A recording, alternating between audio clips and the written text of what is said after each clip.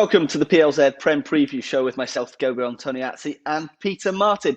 Thank you very much for joining us. Don't forget to leave your comments on all of our social media with your thoughts and predictions for the upcoming weekend football. We're into February now, but the midweek football isn't stopping either. We've just seen another Premier League classic. Chelsea beating Tottenham 1-0 at the Tottenham Hotspur Stadium to go up to 6th. Spurs dropped to 8th. I don't know about you, Peter, but I don't think classic. It wasn't a classic, but in the end, it was just one moment that swayed it towards Chelsea. Thomas Tuchel unbeaten in 4 now, looking towards the top 4. The big problem, though, Gabriel, to be perfectly honest with you, is the fact that, getting 4th in the Premier League might not guarantee you Champions League football. There is a permutation that could actually develop if both English clubs won the Champions League and the Europa League. Suddenly you've got a situation, depending on all sorts of placings in the table, you could have only 5 English teams in the Champions League, so 4th could be in jeopardy. So that's something to look forward to ahead of time. That will be a worry, but Chelsea certainly heading in the right direction. Yeah, already tipping United or Arsenal to win the Europa League, are we? We'll have to wait and see for that one. But yeah, Chelsea, they are looking a lot more solid under Tuchel, but just for Spurs, they looked so turgid last night. We'll get on to Spurs in a second, but that is the Blues 6th in the table, and they're just 4 points off the top 4. We think that'll be Champions League places. Thomas Tuchel himself, though, is not immediately thinking about that spot.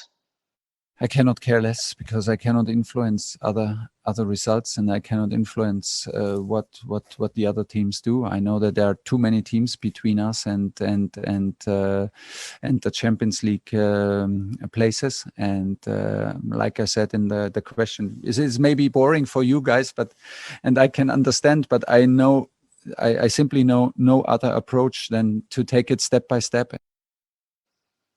You did tip last week that Chelsea would get that 4th place. And I wasn't so in the last 7 days. I am on your side now. I think what's impressed you most about Tuchel since he's come in?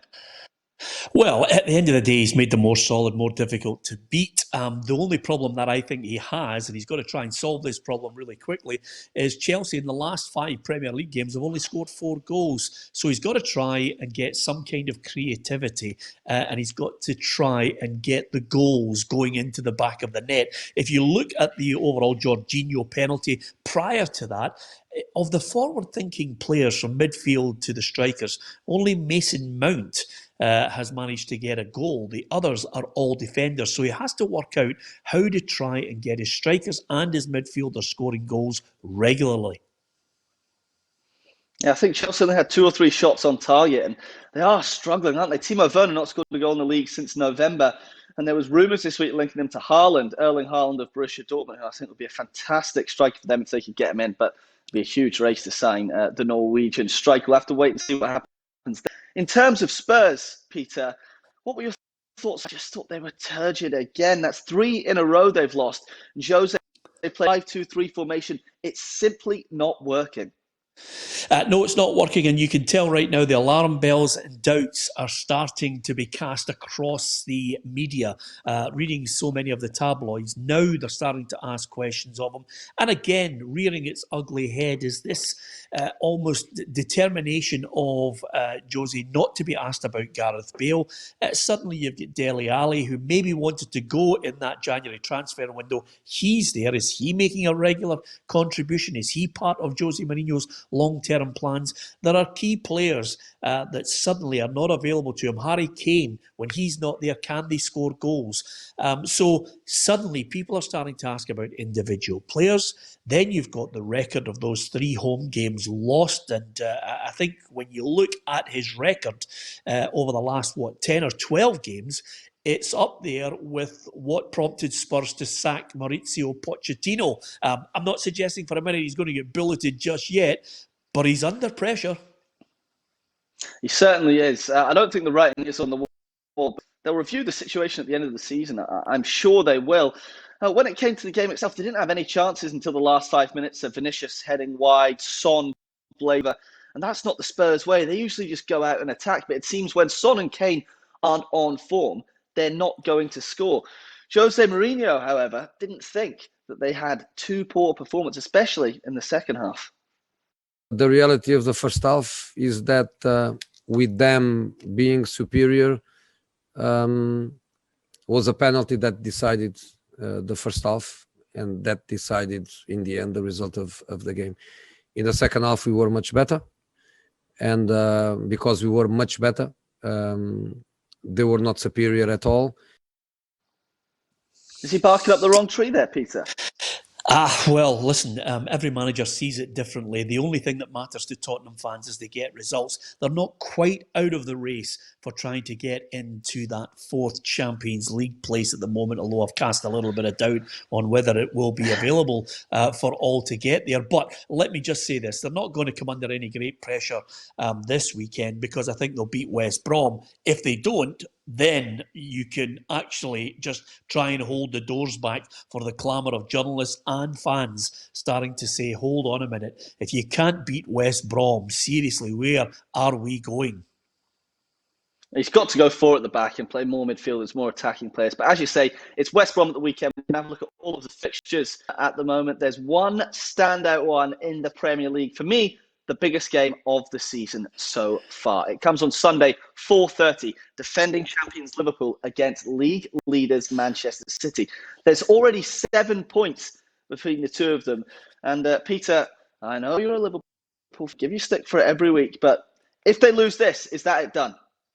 Yes, absolutely. If Liverpool don't win this game, and I mean win this game, to put themselves right back in contention, it's not a draw. A draw's no good. You can't actually catch Manchester City with the points they have, with the game in hand they have over their nearest rivals. Liverpool, as I look at this table, are 7 points behind. They need to win this game. Now, there are mitigating circumstances. Jurgen Klopp himself is well aware of the injuries that he's had. He hasn't been able to play, Fabinho, Wijnaldum, Henderson in the middle of the park, hasn't been able to do that. He'll welcome back Fabinho and Sadio Mane and, of course, Alisson for this game, which is huge. I don't think he'll take a risk on any of his new signings. I think this is tried and trusted and look to try and get the win. It's win or bust for their title hopes. Simple as that. Yeah, but don't think just because they've got a big game coming up, you're going to get away with their midweek performance. A loss at home to Brighton. 1-0. They go 68 games unbeaten at Anfield, and then 2 on the bounce. 2 1-0 defeats to bottom 5 sides. What's that all about? Yeah, you can't. I mean, listen, Brighton played well. They played some really nice football. A little fortuitous with the break of the ball for the goal, but you can't knock Graham Potter's side. I thought they played well. To lose to Burnley at home, different matter, but nevertheless, 2 games where they lost back-to-back at Anfield, not good enough. Jurgen Klopp knows that, but I think this season a number of the Anfield faithful are cutting him some slack. I certainly am. There are too many injuries to key players, and it just hasn't worked out for them. But this is do or die for Liverpool. Do I think they'll win? The answer, no. Oh, I don't think they'll win either with Manchester City and red hot. Onto Pep Guardiola's men in a second. But you talk about those injuries. We know that almost every centre half in Liverpool this season. Do you think Klopp has a point? Because he's about the fixture congestion, and he also spoke earlier about the fact that Man City have had a COVID break. Could that be an advantage to them? We didn't have a break. I think City had a 2-week break for COVID reasons, and that all it's really tough. It's a tough year. It's a tough season. I know for some teams it looks like lesser, but for us, obviously, for the reasons it's tough. Is he grasping at straws there? And let's be honest about it. There is a way to indoctrinate the fans with excuses that managers come up with, which is quite simply, Liverpool have had a tough run. They've been away from home, and quite simply, this is taking its toll on the squad. I mean, give me peace, because quite simply, when you look at the top 8 to 10 teams in the English Premier League, they have squads that easily can suffer 5-6 losses. They've spent hundreds of millions of pounds on their squad. I'm not having any manager come up with it. Yes, they've had injuries. Yes, their starting 11 has been hampered the way they like to play football. But at the end of the day, They've spent hundreds of millions. That's your job. 25 players. You call on the others and hope the others that you've signed can come in and do a job. If they don't, then you lose the game. There's no point coming up with excuses. I'm not having top flight managers at these clubs who've spent hundreds of millions coming up with, it's a blow, we can't handle being on the road. You know exactly what's coming in the run-in to try and win titles.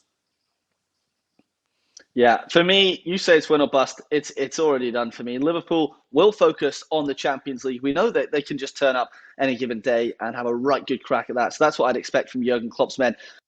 City steamrolling their way at the moment. Another victory midweek, 2-0 against Burnley. They were fantastic in that first half. Ilkay Gundogan shining again in the mark. They're playing that 3 at the back formation. Managed to get Laporte in there with Stones and Diaz, who have just been outstanding. Kept 11 clean sheets in 12 games. 13 wins on the bounce. And for me, City going to win this one 3-1. What's your prediction?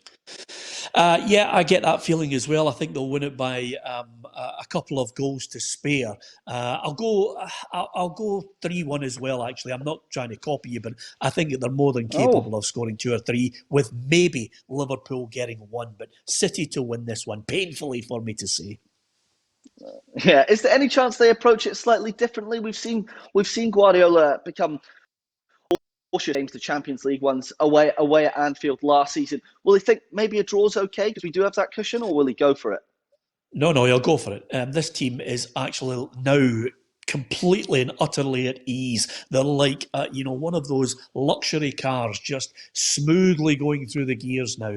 Even with the injuries, let me tell you, to key players, De Bruyne, Aguero, they still have players who are keen to come back in. Even John Stones coming in at the back has been an absolute bonus, the way he's just taken to it, keeping it really tight at the back. But moving forward, Raheem Sterling creating, scoring goals as well. It's all looking as if it's ideally suited to City going on a continued run of success all the way to the title.